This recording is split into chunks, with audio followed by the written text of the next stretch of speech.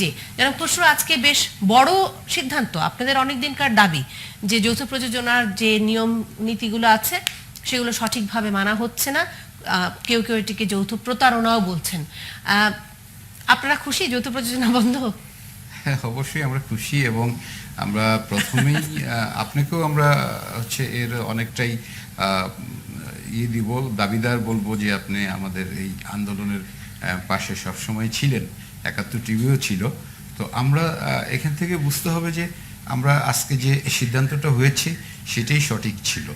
বিষয়টা হচ্ছে যে আপনি ছোট্ট একটি বিষয়টা আপনি বলছি, সেটা বললেই আপনি বুঝতে পারবেন যে শুধু কলকাতার ব্যাপারে বা ভারত সরকারের পক্ষ থেকে একটা নন জুডিশিয়াল স্ট্যাম্পে আমরা শুধু একটা ওই দেশের প্রযোজক শুধু একটা এগ্রিমেন্ট সাইন করবে, আর বাংলাদেশে করতে হবে হচ্ছে যে আমাদের সরকারের থেকে স্ক্রিপ্ট পাস করাতে হবে, আমাদেরকে সেই স্ক্রিপ্ট অনুযায়ী আমাদের আর্টিস্ট নিতে হবে, গল্প করতে হবে, অনেক ফর্মালিটিস সব কিছু মিলে। তাহলে ওইখানে কি হলো, শুধু একটা স্ট্যাম্পে সে জয়েন্ট ভেঞ্চারের একজন অংশীদার হয়ে গেল, আর আমাদের দেশে রাষ্ট্রীয় সর্বোচ্চ জায়গা থেকে পারমিশন নিয়ে আমাদের এই না, সেটি তো আমাদের সমস্যা। মানে আমরা কেন আমাদের এই সমস্ত সমস্যা বা এই ধরনের আইনগত জটিলতা বা যদি বলি যে ফাইলের জটিলতা যদি আমরা না কাটাতে পারি, সেই দায়ভার যৌথ প্রযোজনা নয়। আমরা তাহলে কি হচ্ছে, এই একটা স্ট্যাম্পের কারণে শুধু তারা একটা স্ট্যাম্প দিচ্ছে, তাতে কি হচ্ছে, ওইখানে তো লোকাল মুভি, ওইখানে তো আমাদের বাংলাদেশের আগে যেরকম ছিল আমাদের অবিচার, আমাদের হচ্ছে যে পদ্মা নদীর মাঝি, সবসময় দুই বাংলাতেই সেটা বিষয় ছিল যে পোস্টারে প্রথমেই উপরে বড় করে লেখা থাকতো যে বাংলাদেশ এবং ভারত যৌথ প্রযোজনা চলচ্চিত্র। এখন এইটার কারণে হচ্ছে যে শুধু কলকাতার লোকাল মুভি হচ্ছে, আমাদের কোনো নাম থাকছে না, বাংলাদেশের কোনো নাম থাকছে না, যৌথ প্রযোজনার নাম থাকছে না, কোনো আর্টিস্ট কলাকুশলী কারো নাম থাকছে না, শুধুমাত্র এটা বাংলাদেশে এসে যৌথ প্রযোজনা হয়ে যাচ্ছে। তাহলে কি হচ্ছে, কলকাতার একটা সম্পূর্ণ লোকাল চলচ্চিত্র সেইখানে সম্পূর্ণ ব্যবসা করার পর বাংলাদেশের বাজারটা ধরার জন্য এখানে এসে জয়েন্ট ভেঞ্চার না, কিন্তু আমরা এই অন্যায়ের প্রতিবাদিত আমরা করেছি। জি, জনাব খসরু, আমি দুটো অনিয়মের বিরুদ্ধেই আমরা ছিলাম। দুটো প্রশ্ন আমি করতে চাই। একটি হচ্ছে যে যৌথ প্রযোজনার ছবিগুলোর মধ্যে যেটি অনেকেই বলছেন যে একটি বড় সুবিধা, এখানে বড় ধরনের লগ্নি হয়, যেহেতু দুই পক্ষ থেকেই প্রযোজনা করা হয়, ভারত বাংলাদেশ দুই পক্ষ থেকেই প্রযোজনা করা হয়, বড় লগ্নি হয়, যে লগ্নির কারণে সেটির মান ভালো হয়, সেটির প্রিন্ট ভালো হয়, সেটির এডিটিং ভালো হয়, সেটির লোকেশন ভালো হয়, ইত্যাদি ইত্যাদি, এবং সেই কারণে ছবির দর্শকপ্রিয়তা বৃদ্ধি পাওয়ার একটা সম্ভাবনা তৈরি হয়। বাংলাদেশের হলগুলো প্রায় বড় বড়, এবং যৌথ প্রযোজনার ছবিগুলোর কারণে, বড় বাজেটের ছবির কারণে অনেকটাই সেগুলো চাঙ্গা হয়েছে, এমন কথা তো অনেকে বলছেন। তো মানে সেই জায়গা থেকে আমরা হলগুলোকে বঞ্চিত করছি কেন?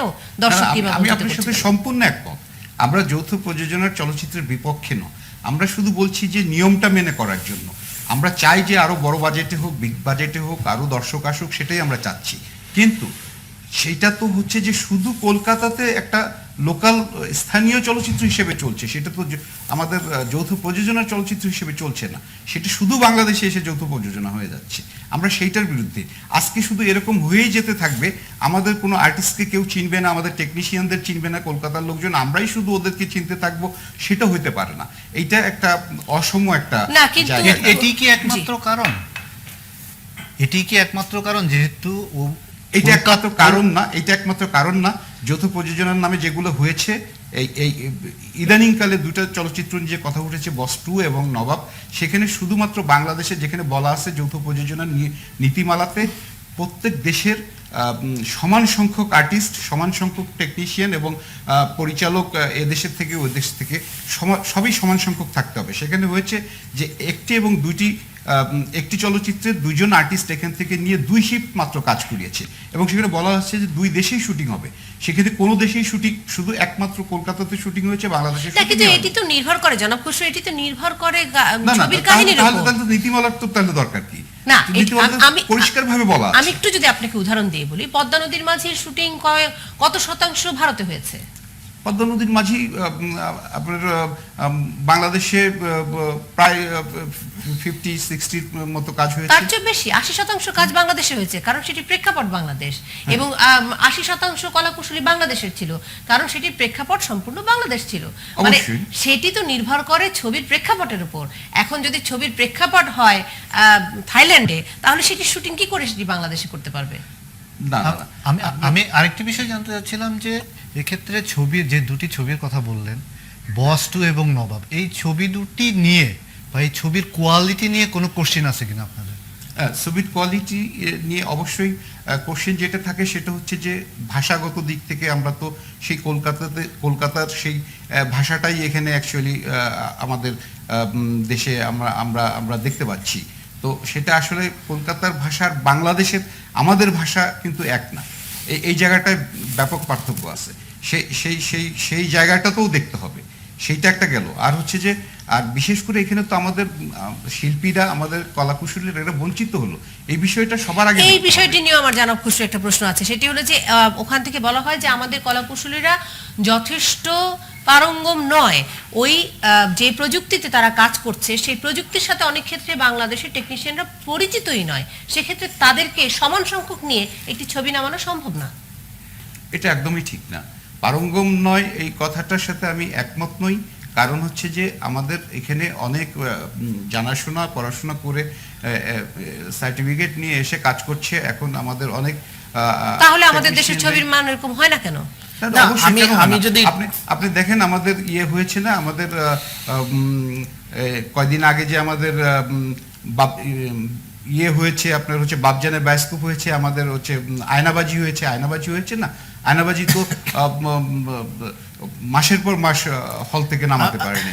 না, সেটি তো একটি ভিন্ন ধরনের ছবি। জি, তার আগেও ডক্টর মনপুরা আশিকুর হয়েছে। না, আমি একটা রাজকুমার। কনজিউমার হিসেবে একটা প্রশ্ন, দর্শক হিসেবে, যে আপনারা আটকাতে চাচ্ছেন জয়েন্ট প্রোডাকশন, বিভিন্ন টেকনিক্যালিটিস, বাট আমি অ্যাজ আ কনজিউমার আমি তো বলতে পারি যে আমি একদম ওপেন চাই, আমি চাই না আপনারা কোনো প্রোটেক্টিভ মেজার নিতে পারেন, বিকজ আপনি যদি আমাকে দর্শক হিসাবে কোয়ালিটি না দিতে পারেন, আমি ইন্ডিয়ান সিনেমাই দেখতে চাই আমার দেশের সিনেমা হলে। কারণ আমি যদি বিদেশে অন্য দেশে দেখতে পারি, একই দিনে পৃথিবীর সব দেশে হলিউডের সিনেমা যদি রিলিজ হতে পারে, আপনারা এই প্রোটেক্টিভ মাইন্ডসেট দিয়ে আপনারা আর কতদিন চলতে চাচ্ছেন? কারণ আপনারা একদিকে বিভিন্ন প্রেশার গ্রুপ হিসাবে, না আমি একটু শেষ করিনি, আপনারা বিভিন্ন প্রেশার গ্রুপ হিসাবে বাংলাদেশে ইন্ডিয়ান সিনেমা আসতে দেননি, বেঙ্গলি সিনেমা 45 বছর আসতে দেননি, 45 বছর আসতে 45 বছর আসতে দেননি। এখন একটা জয়েন্ট মেকানিজম তৈরি হয়েছে, সেইখানের নিটি গ্রিটিস নিয়ে প্রবলেম ধরে আপনারা আবার ওই প্রোটেক্টিভ মেজারে নিতে চাচ্ছেন। আমি দর্শক হিসাবে একটা জিনিসই বলতে পারি যে আপনারা যদি কোয়ালিটি না প্রডিউস করতে পারেন, লেট পিপল যারা বানাতে পারছে ওদের যৌথ প্রযোজনা বলার দরকার নেই, আমি ভারতীয় সিনেমাই দেখব। কারণ আমি যদি ভারতীয় গাড়ি ব্যবহার করতে পারি, শাড়ি ব্যবহার করতে পারি, কাপড় ব্যবহার করতে পারি, সেই জায়গায় তো আমি একই আর্গুমেন্ট দিতে পারবো যে আমার শিল্প ধ্বংস হচ্ছে, না, আমার এবং কাপড় তার ধ্বংস চেয়ে বড় কথা হচ্ছে। হচ্ছে 45 বছর এই প্রোটেকশন দিয়ে তো কোনো লাভ হয়নি। Exactly. জনাব খসরু, 45 বছর প্রোটেকশনটা 45 বছর প্রোটেকশন দিয়ে আমাদের বাংলাদেশের চলচ্চিত্রের লাভটা কি হয়েছে? এতে কি এখন যে যৌথ প্রযোজনা বন্ধ হয়ে গেল ফর দ্য টাইম বিং, যদিও এতে কি আমাদের সিনেমার উন্নতি হবে কিছু? না, হলে তো 45 বছরই হতো, তাই না? So that's the issue.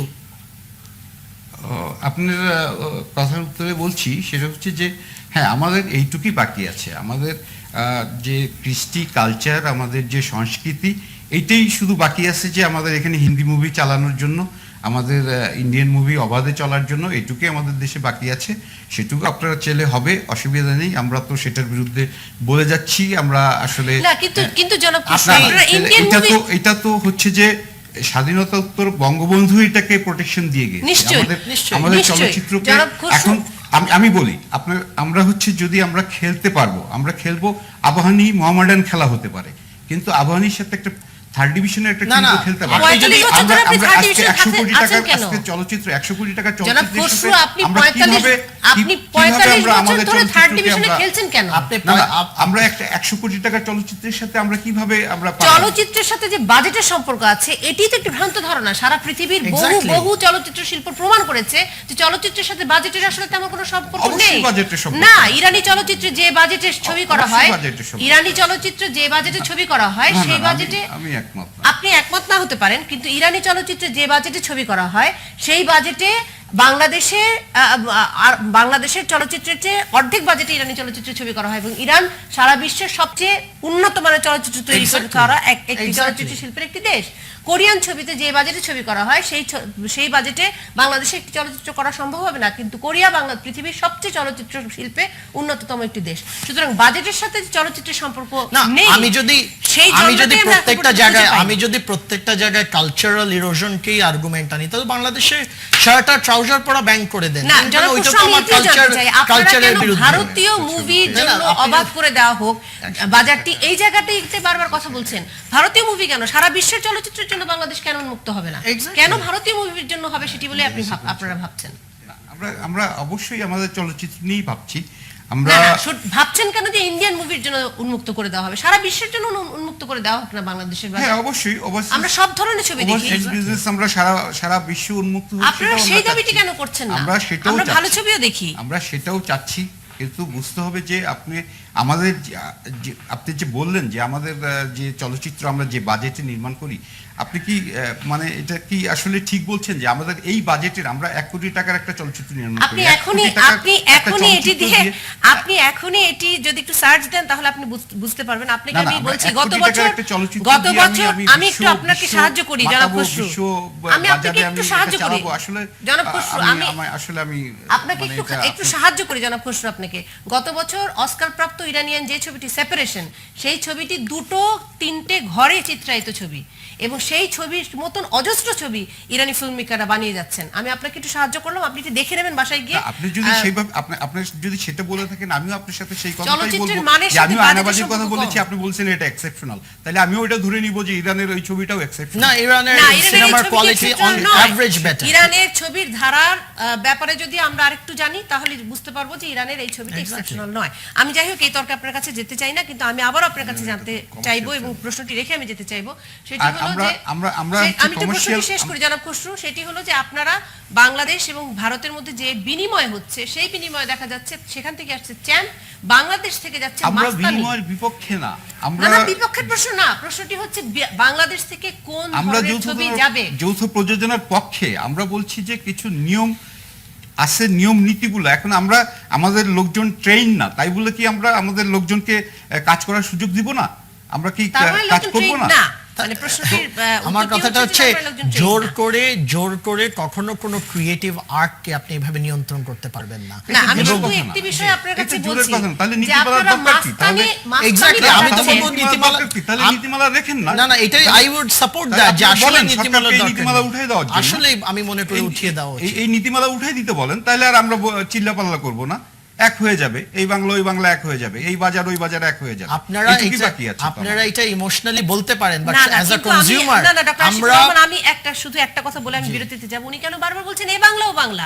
কেন এই পৃথিবীটা এক হয়ে যাবে না? মানে এই বাংলায় করতে হবে কেন? কেন একজন কোরিয়ান ফিল্ম মেকার এসে বাংলাদেশে ফিল্ম মেক করতে পারবেন না? আপনি কেন বারবার অবশ্যই মনে করছেন করবে। যে পশ্চিমবঙ্গের সাথে এই Exactly, অবশ্যই করবে, অবশ্যই এবং করবে। আপনার কাছে শুধু একটি প্রশ্ন রেখে অবশ্যই বিরতিতে করবে, যাচ্ছি। আপনি নীতিমালা উঠিয়ে বাংলাদেশ দেন। থেকে মাস্তানি নামের একটি ছবি যাচ্ছে, যেই ছবি বাংলাদেশের মানুষই দেখেনি। আপনারা সেটির প্রতিবাদ করছেন না কেন? যে বাংলাদেশ থেকে ভালো কিছু ছবি যাক ভারতে, আমরাও কিছু ব্যবসা করি, সেই প্রতিবাদ তো আপনারা করছেন না। অবশ্যই আমরা সেটার প্রতিবাদ করছি, অবশ্যই করছি। সেই প্রতিবাদ আমরা এখন পর্যন্ত